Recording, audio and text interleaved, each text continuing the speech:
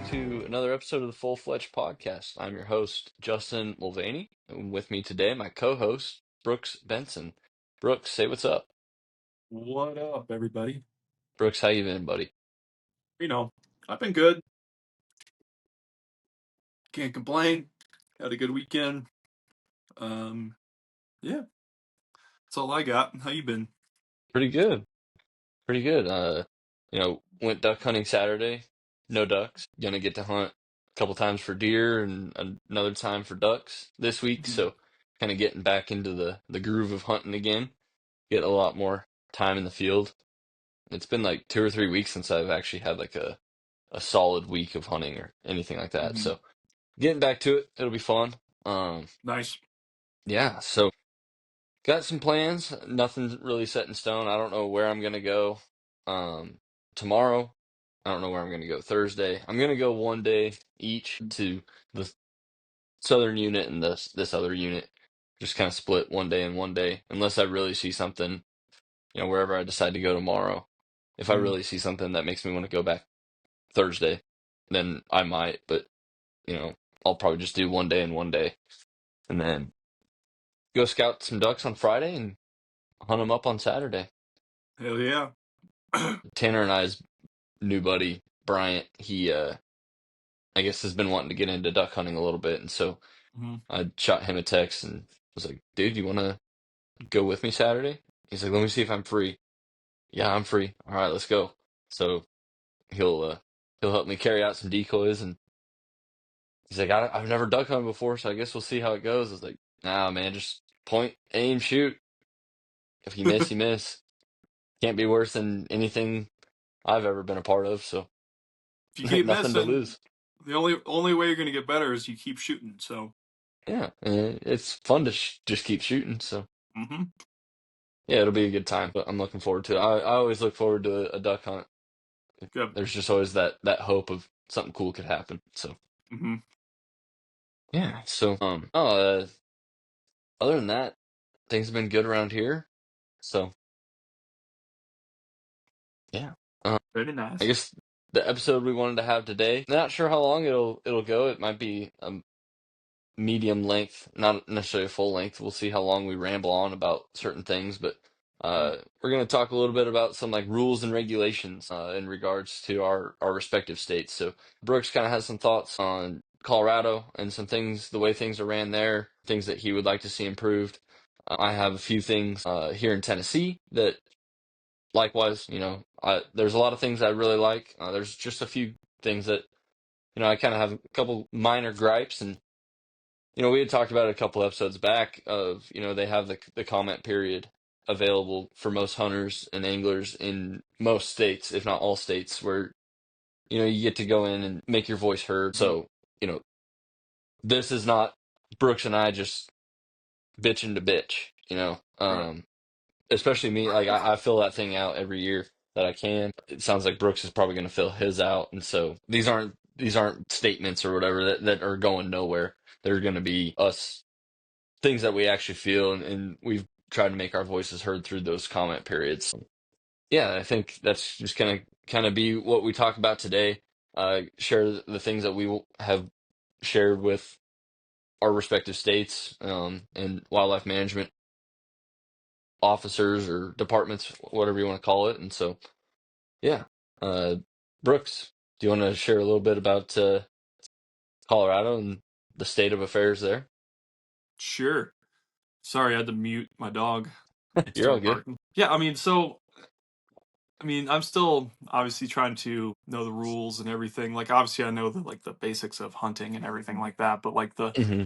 the regulations of Colorado, like what you can and can't do, stuff like that. Like, I feel like I know a good amount of them, but there's a lot I still need to learn. I guess this my only gripe, and this is just coming from someone who's hunted for, I guess, one full season, and I like 2 days the previous season. So take my opinion with a grain of salt. I could be completely wrong about this. But I think it's stupid that for preference points here in Colorado, you there are certain units that are like 16, 17, 18 points that are like prestigious units, once in a lifetime units. that you want to save all your preference points maybe to one day do that. And here's the thing. It's like, yeah, that's great. But you can't go for any other like smaller units. So if I had 10 points saved up Hmm. and I wanted to go to a unit that only requires 2 points and I put in for that draw and I draw the tag, instead of them just taking the 2 points away, it's all 10 points. Your whole system, you're like, whatever you saved up is gone. Mm. So it's just like, I get we have a bunch of over the counter here, so that probably makes up for it. But at the same time, it would be nice if like I got to a certain point where I was like, I have 8 points, but I really want to go hunt this unit that only is two, and then they only take away 2 points, and I would have six, and I could just still build over the years until, and then when I turn 50, I would have 20 points or something like that, and I Yeah. can go to a prestigious unit here in Colorado. Yeah, kind of So accumulate the points and spend them like a debit card. right, exactly. Now there could be a whole reason of why they obviously there is a reason why they do that, but it could just this could just be me blowing smoke out of my mouth thinking it's stupid, but there might be a legit reason for it. I don't know, Right. but in my opinion, I think it's stupid. So Yeah. Um, for the most part, and I'm gonna ask your opinion here. For the most part, would you say the rules and regulations for Colorado, the brochure, booklet, pamphlet, however you want to say it, is that well written? Is it very easily understood how all those things are kind of written out and explained? yeah, I would say it is. But it's like once if like you're a first time hunter and you have to figure out these codes to use for drawing, that gets Yeah. a little you kind of are like, what the heck does this even mean? Because there's Yeah. like these weird, well, I mean, once you do it a couple times, you get it down, it's fine. But Right. when you first see it, it looks intimidating and you're like, I don't know what this means. DE3 whatever, Right. RA for whatever it may be. But whatever tag you want. But I mean, that's how they do it. Um, could I mean there? I guess there's another thing that I've heard gripes about is like, say you have 16 points and you want to go to a prestigious elk unit that requires 16 points. People are saying that if you're older, you should have priority over the ones that are younger before you.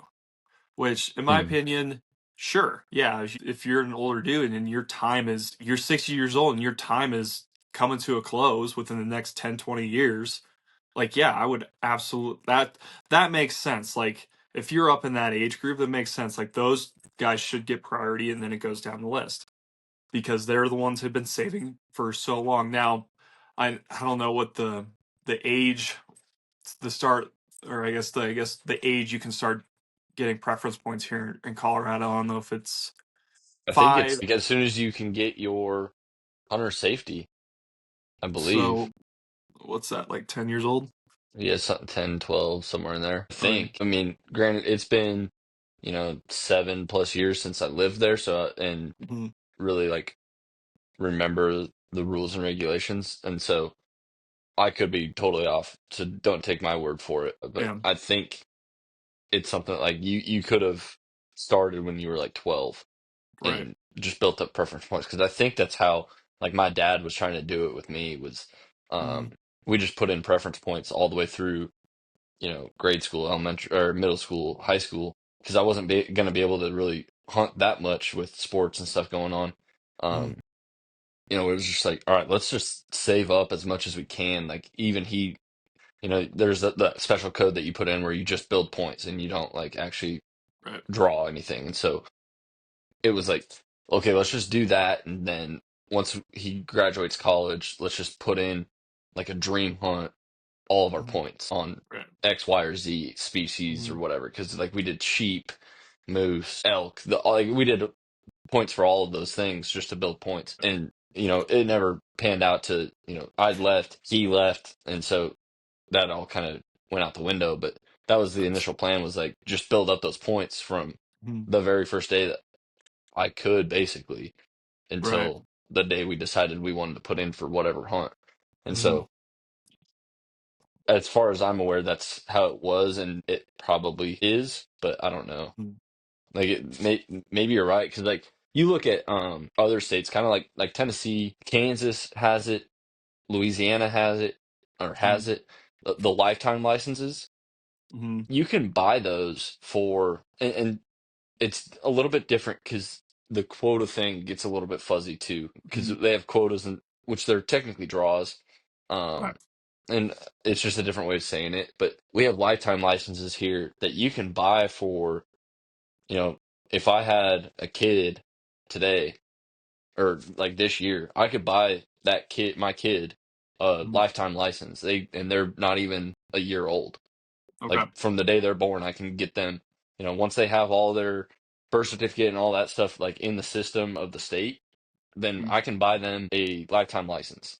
And Hmm. so it's like they don't even have their hunter safety or anything, obviously, and Right. they have a lifetime license. Now that doesn't cover everything, obviously, but it Hmm. gives them hunting and fishing life for a lifetime in Hmm. whatever state you buy it in. And so like things like that, it just like makes it a little bit different. There's not a lifetime license in Colorado, is there? No, No. So, not that I know of. I mean, right. not that I I know of. I don't remember there being one. There's another, I forget what they call it. I think they call it like a legacy license or something like that. I don't know if they still do that in Tennessee, but I think I remember reading about it last year in the regulations where, if you were born in Tennessee, you moved away for who cares how long, but then you want to have a license again in Tennessee, you can get like a special rate. I don't think it's like as low as the residence rate, but it's lower than a non-resident rate because you're like a legacy, like you were born in that state and you want to have a license to come back home and hunt, but you're not a resident there. So, they're not going to give you the resident rate, but they're going to give you something a little bit less than, probably significantly less than a non-resident rate. And I think that would Right. be awesome if all states had something like that, Yeah. like that would be awesome for me to be able to be like, hey, I want to go back to Colorado, get whatever hunt in, elk, deer, what have you, and be able to have like a legacy license instead of having to pay for a non-resident tag Yeah. and be like, hey, Yep. I was born there. I spent 20, no, 22 years of my life there, Hmm. and now I have to pay a like I've spent a majority of my life there, and I have to pay a non-resident fee when Sucks. I want to hunt and fish. Yeah. I think it would be awesome for all states to have something like that, to have like a legacy license permit, whatever system. All right. So I am looking. Colorado does have a free lifetime fishing license, but you have to be totally or and permanently disabled. Okay. And then there's a veteran lifetime small game and fishing combination available to Colorado residents who are military veterans with a service connected disability of 60% or more. And there's a Hmm. first responder lifetime small game and fishing available to Colorado residents who are first responders with a service connected disability. So that's fishing. So they're taking care of people that are disabled Right. from their service, which is awesome. Don't get me Which is wrong. good. Yeah, that's great. It, I like that, but I think it'd be sweet if they had like if Brooks Benson wanted to go in and for next year's licenses and for the rest of time be able to buy a lifetime license. It's one time fee. You know, Mhm. when I looked at doing it in Kansas, it was like 1,500 or something like that, which, So when you're bad. paying it that one year, it's like, oh man, that's my birthday, Christmas, and whatever other holiday Yeah, combined. right. Uh, but you don't have to pay that fee for the rest of your life. You don't have Right. like all you would have to do, if you're going to hunt ducks, you just got to get your duck stamp and maybe a couple other permits that Mm. depending on where you want to go, they have in those lifetime licenses, they have everything that kind of falls under that umbrella. And then there's a couple things that are, like I said, like anything that's like federal, migratory birds, things like that. Certain fish species like Tennessee at one point, which is going to change going into next year, I believe, like you had to have a special trout permit. And so, you know, all those different permits didn't fall under the lifetime license fee, but now Mhm. they will. And Yeah. so things like that, it'd be nice, just, one-time fee and you don't have to do it ever again. I think all states should have something like that,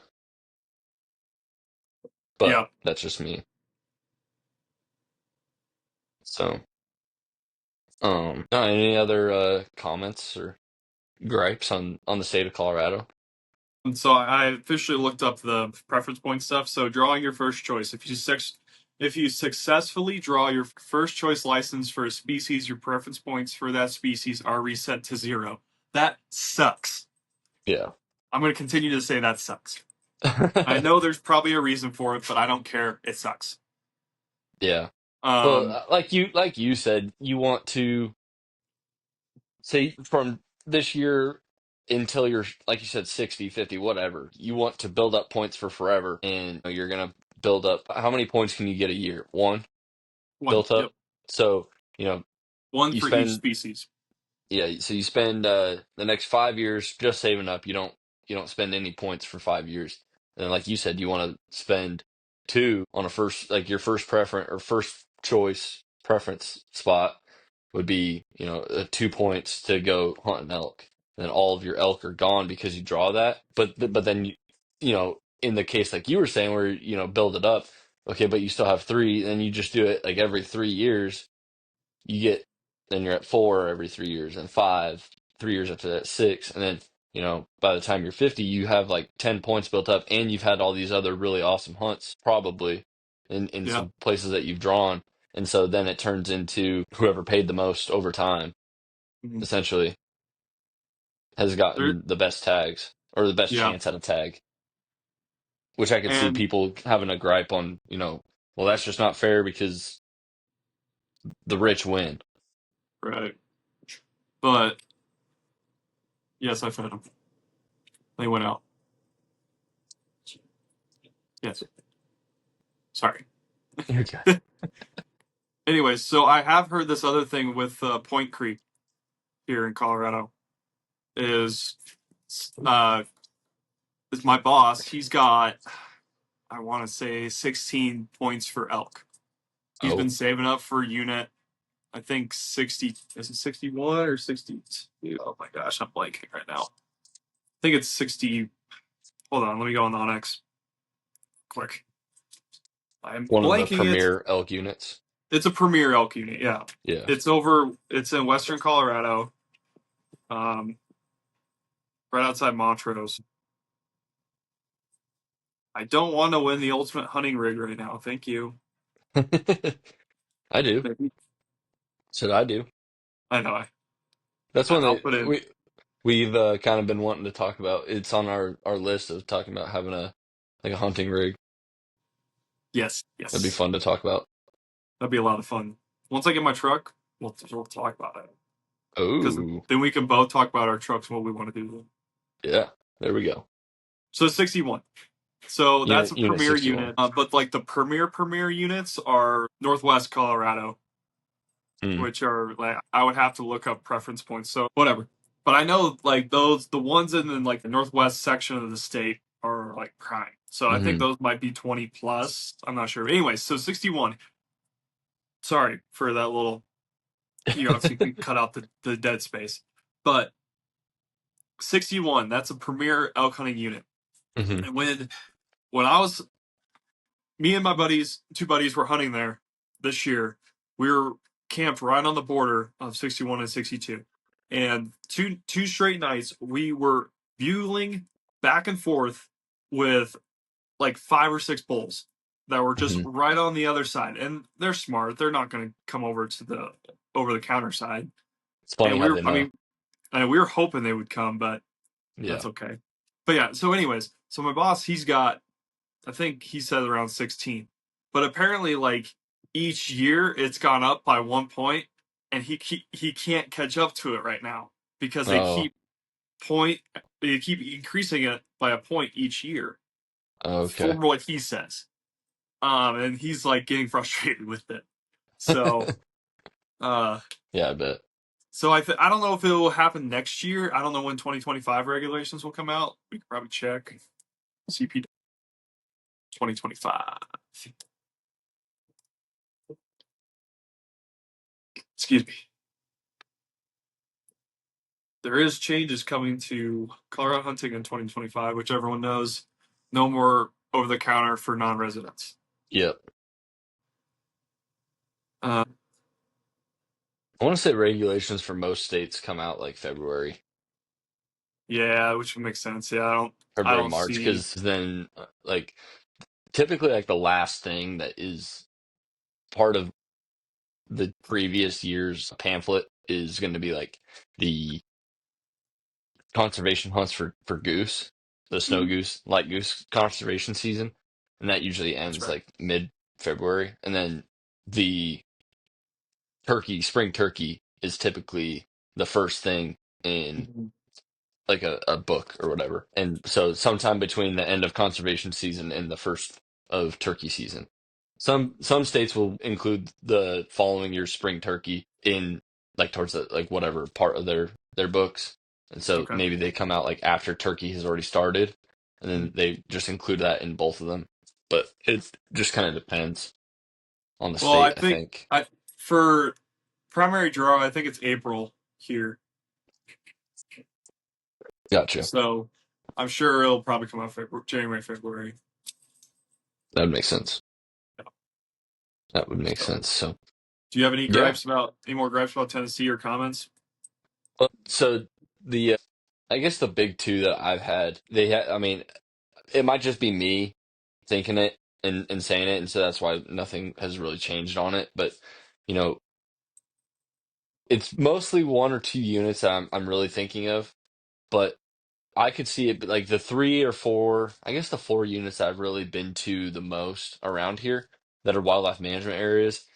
Those units have such little parking on them, so they only have like a few designated parking lots in these for these wildlife management areas, and a lot of them are so spread out. Like the whole management area is actually like very, very large, and there's maybe a couple of parking lots that are maybe one or two on like the west side, and then one or two on like the southeast side, and so they're just like so spread out that you know something there in the middle you're gonna have to park off the side of the road, or maybe you have access through somebody else's, like a private land, like a private landowner is giving you access permission to, you can use their land to access the public, but well, you can't hunt the private or whatever. Right. But there's just not enough parking, and so it could be just me, like it's really not that big of a deal, but there is a concern that there's been a couple times where there's no parking within reason of a certain spot that I want to hunt. And it's like, okay, I'm gonna park off the side of the road here, and that's kind of a huge gray area because there's a lot of times where you'll see where there's some like no parking signs and things like that. But when you're talking about the laws of the road, Mhm. there's some rules where you can't park off the side of a road or a highway or whatever. Like you can't Right. park there. Now, if your car is broken down, that's a whole different thing, but and it can't be there longer than X number of days, hours, whatever it is. But, one, it's a safety thing because there's just no safe spot to park and put your vehicle, because like getting in and out of your vehicle right off the side of a road, like it's just not safe, No. for the humans. And then if you have like I'll take Virgo duck hunting, and if there's a spot that I want to go to that there's no parking spots, like or parking lots close by, we're parking off the side of the road somewhere. It's like I am smart with her and have her leashed up and cross the road safely or whatever, or when we get close to the road, like Mhm. doing it all safely. Right. But like it's a huge safety thing in my opinion. There's so many spots where it's like, you know, pretty close to the road, there's some areas that can be cleared out and you can make spots for five vehicles, and you can Mhm. just have that scattered throughout the whole management area. And you Right. can have more parking areas available. And that's just my opinion. I don't know, I understand that that takes work, and resources and stuff like that. And the episode that I just put out was talking about how far in a deficit the state of Tennessee's wildlife department is. TWRA is in such a deficit, so parking lots is probably lowest on their list of priorities. They probably don't care about it. They got so many other things to care about that. Okay, this guy wants more parking lots. Sorry about it. Who cares? Yeah, but Sorry so about that's deal one. with it.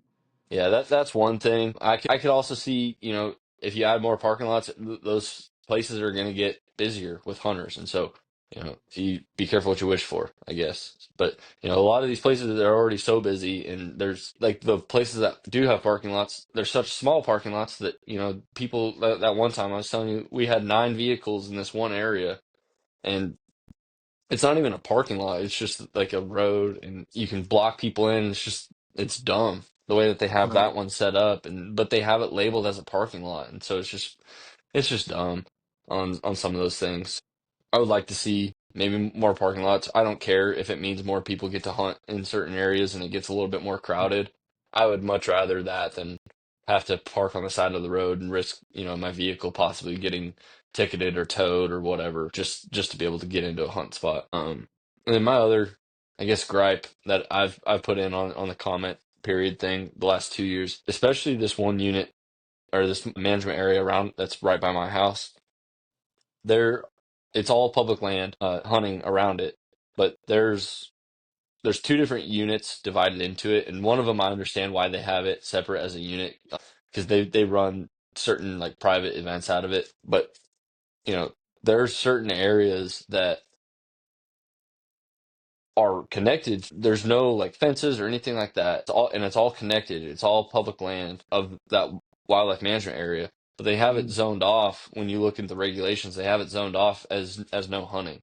And Right. so, to me, in those no hunting areas, when you're driving by those areas on the road, they have all these deer crossing signs, and as you're driving down the road, you see tons of dead deer. And so, to me, it's like, okay, you have a deer population issue when you have all these deer signs and you have deer dead on the side of the road, and it's just like that's another safety thing. Like your roads aren't safe because you have too many deer, which kind of leads to another thing maybe we can talk about too is population control.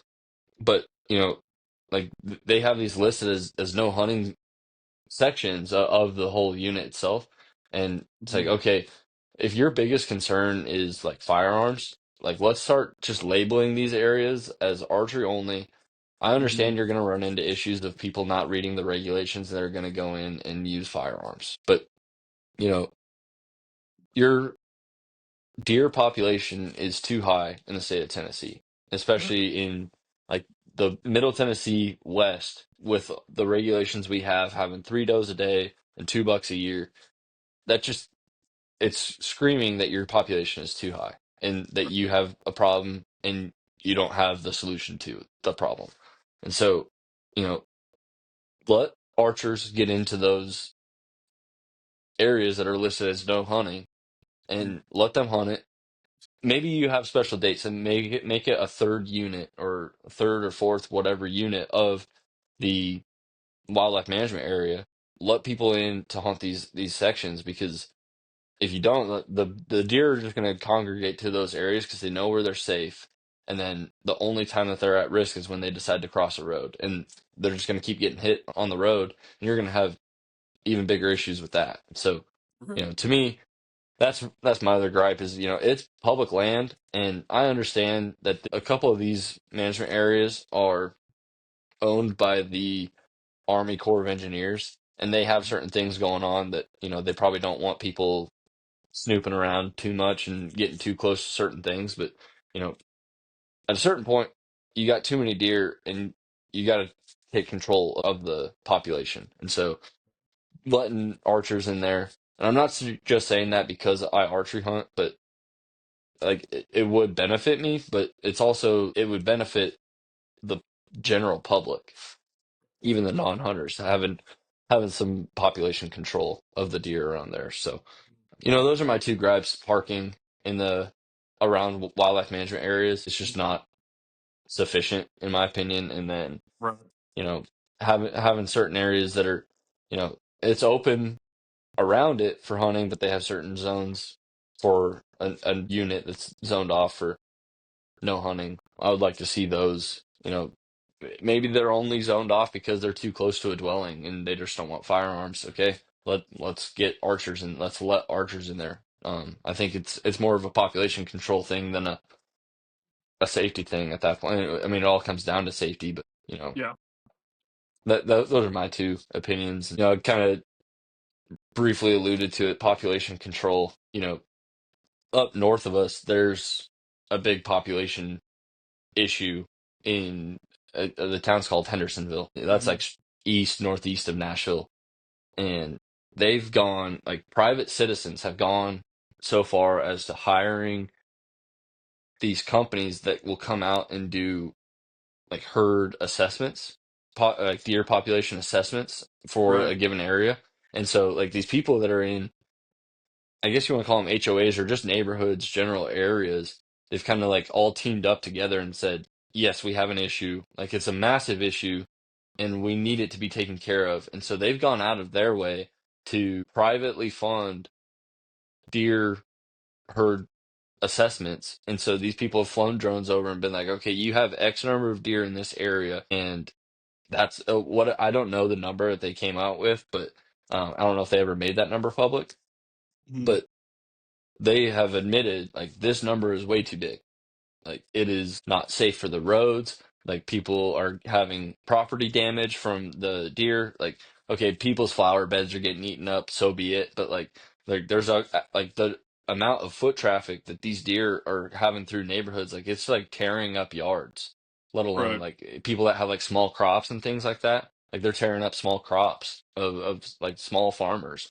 And so it's like their population has literally gotten out of control up there and they don't know what to do. And so, you know, along the lines of like we were talking about a draw system or quota hunt, I don't know if that's kind of the route they need to go. I understand that, those can be effective in theory because, you give out X number of tags. You have a quota Hmm. for, say you put a quota on this section and all these people agree to let it be like a kind of like a walk-in hunting access that Kansas has. Hmm. Like they're private owned properties, but it's open to the public to like park at the gate or whatever and walk in and you can hunt it just like it as if it were public land, but it's privately owned.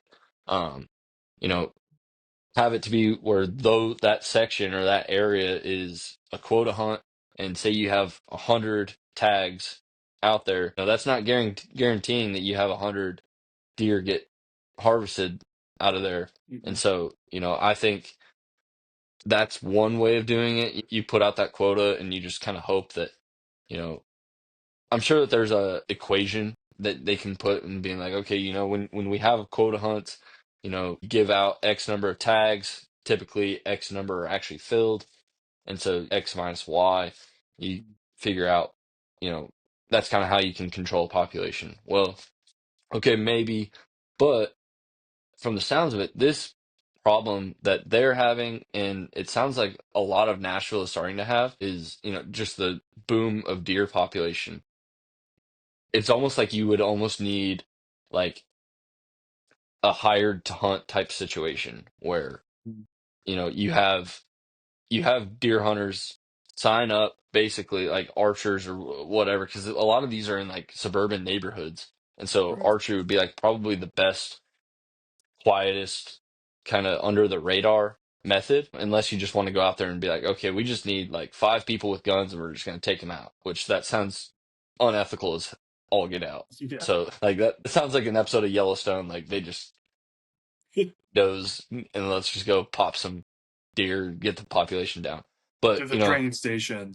yeah, exactly. I don't know. I think they need to come up with some sort of system of like, not necessarily hired to hunt, like the hunters wouldn't necessarily get paid, but I don't know. I've thrown out so many ideas. Like you could do a earn a buck system or something like that, or maybe even not earn a buck. Earn for every 3 does you harvest. You earn like a a discount on your licenses for the next year. Or, if you get 6 does, your sportsman's license for the following year is paid for. Okay, so say you harvest those 6 does and you donate 4 of them. Like for every deer you donate, like Nashville and a lot of places around here, like in the Southeast, they have what's called Hunters for the Hungry. And so, you can take your harvested deer, and it's a lot of private landowners that have too big of a deer population. They kill their deer and they just take these gutted and skinned deers to this place, and they will do everything. They will do all the processing and everything, and it gets donated to like food banks, basically, or Okay. it's literally hunters for the hungry. So it's donated to homeless, just people that are in need of food, essentially. And so, team up with those organizations. I'm like talking to the state here, like if the state teams up with those organizations and been like, okay, each person when they fill it out, they get put into this database, and say I donate 4 deer a year, that can go towards something. Have some sort of. I think you should have some sort of reward system, not necessarily paid, like being like, hey, I'm gonna pay you $100 a season to go and kill as many deer as you can in this area. I feel like if they go out and be like, okay, fill your standard state bag, they're your 3 does a day. Say you get 3 does and $2. Once you fill that, every 2 does after that you donate, you get some sort of reward. I think they should come up with something like that because it'd incentivize some sort of way to get the population down, I think, and especially in those areas where like I'm talking about Hendersonville, like if they have something where it's that bad, they need something to incentivize people to harvest deer. I don't know. That's my. I know it's not like a set in stone idea, but I think it would be awesome for one those organizations like Hunters for the Hungry that have Mm. those things. Like they would probably get more business out of it, Yeah. and two, your population for the deer would go down, and you'll have less road incidents, car crashes, deer involved car accidents, whatever, however you want to call it. I feel like it would only benefit if you came up with some sort of system, like a Mm. reward system, to incentivize people to harvest more deer. It goes back to another conversation of just people aren't killing does, especially. Right. So, people are getting their $2. They're getting their buck opening day of archery, and they're waiting all the way until the rut. And they're typically rut kind of happens right around gun season, and they're waiting until the rut, and they're gonna get another big buck come rut time. And there you go. You got your $2, and they're tagged out for the year, and they're not gonna hunt the rest of the year. And it's like, okay, but you know, especially if you're a private landowner, you got your $2, but you have like your deer population is just like exponentially growing because you're not taking any does and Mm. you're only hunting these big racks, and you're not going to have big racks because it's just going to become like a cesspool of deer, and Right.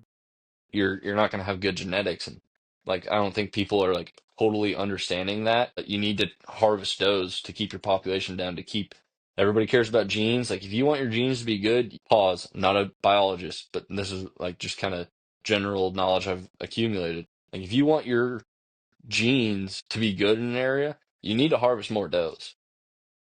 Like Mm-hmm. yeah, you're going to have some good does in the area that breed out some good bucks, but you know at the risk of taking one of those good does, like you need to take them so that your population can be healthier for the long run. And so that's my long-winded kind of gripes and proposals for the way I think things should go, uh, kind of in the state of Tennessee. I mean, those are pretty good gripes in my opinion. Well, thanks, Brooks. Yep. Yep. Yep. I mean, I don't think there's really anything else I want to cover. I know the way that the regulations in Tennessee are written now, they're to me they're pretty easily understood. It Mm-hmm. if every time I've moved, it's taken me, you know, I have to read through the regulations like 3 times, 4 times to Right. totally understand it, which Hmm. that's not abnormal. It's not like, I like to think of myself to be a semi-smart, intelligent person. And, you read through it and it's just written differently here than it was in Louisiana. And Hmm. Louisiana was different than Kansas, and Kansas was different than Colorado. And all of those are all different from each other. And, Right. the verbiage and just the way that they write things out, their order, it's all different. And so, they're changing it in the state of Tennessee next year, the way that some of the regulations are going to be written. And, it's going to take me it's going to be like coming to a new state again where, only for certain sections of it to read it and comprehend it. But, I'm going to have to read through it a handful of times to totally Hmm. understand it. But, the reason I guess I asked you if Colorado made sense, it's just like, Tennessee's changing it to try to make it because they have so many people complain about how hard the regulations are to understand. It's Yeah. not hard to understand. Like, it literally tells you you can use a bow or an archery. You can use archery equipment, bow or Hmm. crossbow, compound, traditional, whatever. You can use Right. archery equipment from this date all the way to this date. And you have these dates in between that you Hmm. can't because they're youth weekends or whatever. But Right. all those dates in between, you can use a bow. And then Hmm. from this date to this date, you can use a muzzleloader. And then from this date to this date, you can use a rifle. And then again, sprinkled in there are those youth hunts, but like they have that for deer, elk, bear. It's so simple Hmm. to me. And so, to me, it's like that's as simple as it can get. But then people are complaining, oh, it's so hard to understand, blah, blah, blah. And so now Tennessee's like, okay, we're going to try to make it even more simple and change the way that we're doing it. And we're going to flip it around. And so it's going to take some getting used to. Maybe it is going to be more simple and maybe I'm smarter than I think, but, Yeah. look at it and be like, oh, wow, this is actually like very simple to understand. Didn't have to read it twice, but I don't know. I mean, the they do like to put in some weird things here and there too that are like, "Oh, what does that even mean?" Yeah, Like and Colorado does that here and there. for sure. The times that I've noticed like the strange verbiage, it really comes down to when you're looking at like specific wildlife management areas. Like at the Mm, very back of the book for Tennessee, it's like you have all your wildlife management areas that are in the state, and each one has their own specific set of regulations and hours that you can hunt and species you can hunt and can't hunt. And sometimes some of the things are a little bit wonky and they don't make total sense. You just have to read it a couple of times, but this is what it's saying. I can do this, and it's saying I cannot do that. mm, It's black and white. And so, simple. yeah, but I mean, people just don't. I think people just don't read them. They read it Probably. once and they're like, "Oh, it didn't make sense to me. They These are the try to dumbest rules ever." not to actually comprehend it. Yeah. It's annoying. Which, don't get me wrong, it should be black and white, Yeah. simple. If you should be able to explain it to a second grader. Which, Hmm. okay, let's look at the youngest that you're able to actually hunt. Was it 12 years old or something like that? If you're Hmm. 12 years old and you go and read this book, does it make sense to you? If the answer is no, then they probably do need to align, like reword the book or the laws or whatever so that it does make Hmm. sense to anybody and everybody that's legally allowed to hunt. Right. So part of that I can understand, but it just boils down to, did you read the book? Did you read it more than once? Hmm. If it still doesn't make sense after you read it like 2 or 3 times, okay, then maybe it is confusing. But after like 2 or 3 times, it should make plenty of sense to you what you're allowed to do and what you're not allowed to do, Right. when you're allowed to do it and when you're not, all those good things. So Yeah. Some people would rather bitch and moan than actually do anything about it. Which I guess we're kind of doing that right now, but we're actually trying to like solve the problem. yeah, But I mean, I heard someone say today, like, you're not happy unless you're mad. I guess that makes sense. If you It got makes something that you're mad about, you're not yeah. in a good mood until you're complaining about something. Yep. Those Some people people are drive me definitely like insane. that. What drives me insane? Drives me through a wall. Oh man. And then you try to give a solution to them, and they don't like the solution. You're like, okay, whatever. Yep. I'm done talking Yep. to you. Oh. Well, Brooks. So we'll close with this. You said you're looking at vehicles. Mhm. Let's get like a short. What vehicles are you looking at getting? You said a truck. What kind of Yep. truck is, or what's your like top three Top trucks that you're three. looking at? So, man, that dude. Let's not go too generic because you could just easily say or GMC and Ram. Okay, Yeah, yeah, yeah. obviously, but like Obviously, yeah. you got like I'm looking at it like 2015 to 2019 Ford Mhm. F-150. Looking at this, what are you looking at? So, oh, dude, it changes freaking. I swear, it changes daily for me. Because I'm not a homer to a brand. Yeah. Like, I like certain brands over others, sure, but I'm not a homer, and I'm willing to test out whatever brand it may be. Hmm. And I don't know. So, I mean, there's people out there who are only Ford guys, who are only GM guys, who are only Ram guys. Like, whatever, that's fine. I don't care. You do you, Tanner. But I don't know if you listen to that or not, but I had to. Sorry, I had to say it. Jab. But I guess Ram or Tanner's got a Jeep Gladiator, so he doesn't have a Ram. But he works. Never mind. Never mind. Top three. I guess today's top three. I would say it is number three. I would say Ram 1500. Definitely a 2019 or newer. I just love.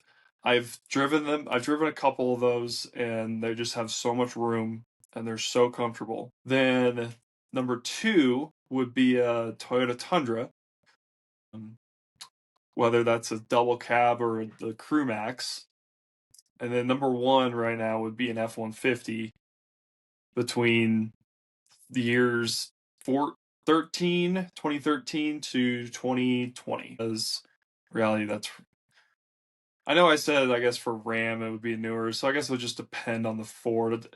And it depends on the payout I get whenever this all gets settled too. So Yeah. um I guess my number four would be a GM, whether Okay. that's GMC or Chevy.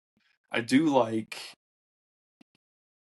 I now okay, I do the one truck if I get a truck from GM from either GMC or Chevy, it would be the 1500 with the Duramax in it because all I've heard is really good things about those.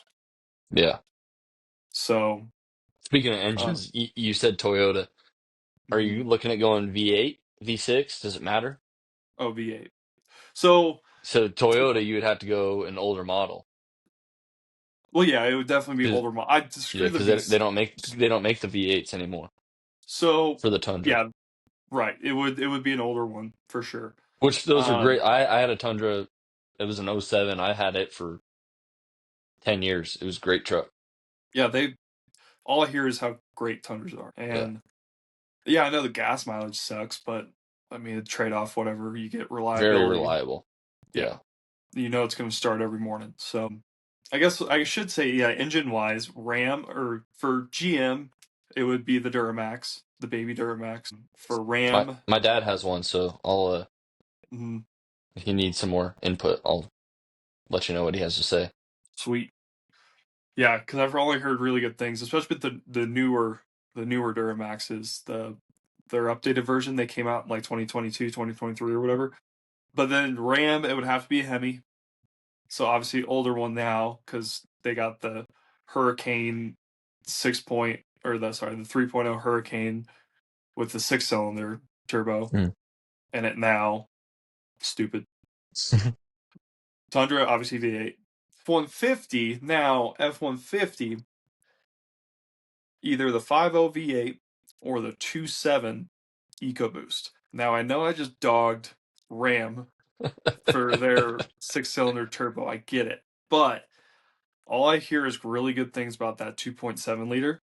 and it gets really good on gas. Like you get like 24 highway and 19 city on that thing. And Dang. like they say, like obviously I watch these reviews, and most of the times these trucks don't get what the EPA rates them at, Yeah. but the 2.7 does. It actually, like, people say, yeah, it actually does. So I Mm. mean, I'm like, okay, cool. That's good to know.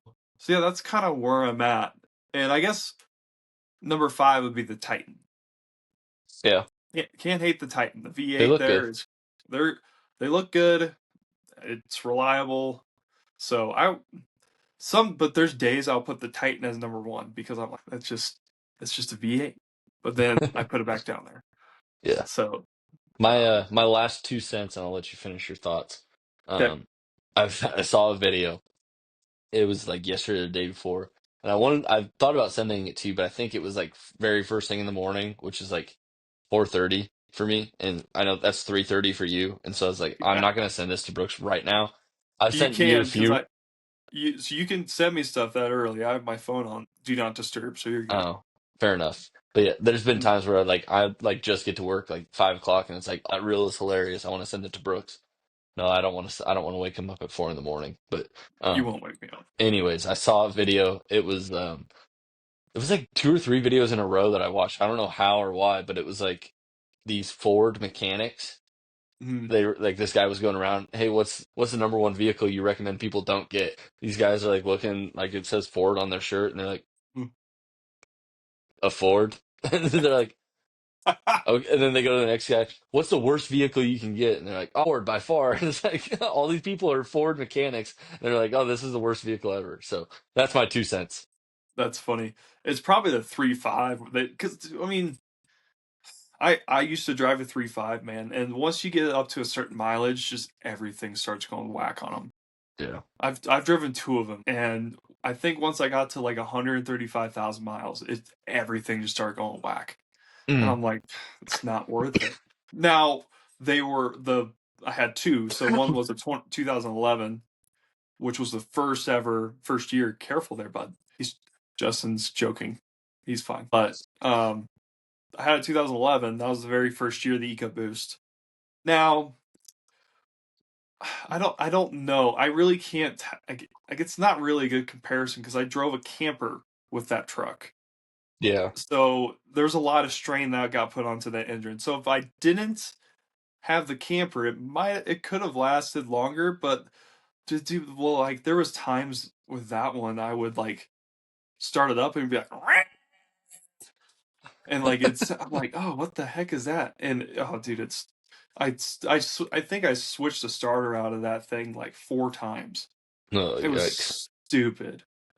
Gosh, I was like, I can't believe I'm spending another $200 on this starter that I will Yeah. install myself because Right. now I know how to do it. But so, Yeah. um, so I had Well, that one, and then the 2014, that one. I mean, it just once it hit about 135, it was if turbos were going, and um, I didn't want to deal with it. But that yeah. was the time when I got my. Actually, sorry, I drove a Chevy Avalanche for a little bit after that because it was just cheap at the time. Very underrated car, Yeah. SUV, whatever you want to call it. People can make fun of me. I don't care.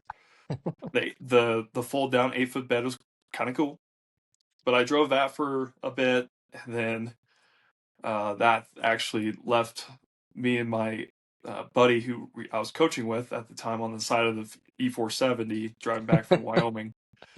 The whole front, what was it? So it was the front, like brakes and everything completely melted. Yeah, Yikes. not good. That's not good. You're No, right. so that was about a $2,000 job. Yeah. Um, I got it done, luckily, but yeah, sucked. It was, but after that, like the truck drove fine. It was fine. But I had I ended up after one. Well, when it broke down, I ended up just getting a Honda Civic that I recently just got in a car accident in because was driving just so much up and down up to North Denver and back down Parker and Yeah. everything. So I kind of was just like, I need to save on fuel right now. Yeah. Um, but yeah, then I got in the accident, and now it's time to get a truck again. Back to that truck gang. Truck life. Yo. Uh-huh. Good So deal. we'll see what I get. I've been looking and trying to figure out everything with this whole situation. So it might be Yeah. another month or so, but we'll see. Hopefully not too long. Get you Yeah. get you right and get you in a good rig and get you built up to have yourself a really good cross country able to drive to Tennessee rig. Exactly. Uh-huh. Yeah. Dude, I just keep thinking, like, I might as well just, you know what, screw the gas mileage. I'm gonna just get a Tundra, just say screw it. At least I know it's always gonna start. Yeah. They're good trucks. They're good Yeah. trucks. So all right, Brooks, we'll wrap her up. It was a Right good on. one. An hour, right on the dot. Yeah, we nailed it. We nailed it. We'll have to cut a couple of dead periods out there, but Yeah. it was good pod. It was good Mhm. to kind of share our thoughts. It's always fun to talk rules and regulations. Well, not always Mhm. fun. It's sometimes fun to talk rules and regulations, Sometimes. especially with people that understand them. Um, gonna start getting close to the period where propositions are coming up, legislation, things like that, and so Mhm. that are all voted on like between House and Congress and bills and stuff like that. So. Mhm. Um, Once that period comes up, it'll be really exciting to cover any of that stuff that happens in our states or if there's anything we Mhm. see that might impact the nation. But that might be a little ways out yet. So, but Yeah, some of those things are fun to talk about sometimes. they're definitely gonna go back at the mountain lions again in 2026. Mm, So there's a bunch of rumors going around right now. So got to which is stay not on alert. surprising. Not surprising. Yep. Because it was like 55-45, so it wasn't like a massive win, but it's Yeah. obviously still a win for us. So Yep. no matter what, they're still gonna try to do it. Yep. So Well, we'll see. fight them at the ballot box again. Just Yep, keep on winning. just keep winning. That's all that matters. All right, we'll wrap her up there. That was a good one, Brooks. It Definitely. was Maybe we'll get another one recorded. Maybe we can have another 3 episode week. We'll see. cool. But appreciate you guys listening, and we'll catch you on the next one. See ya. See you guys.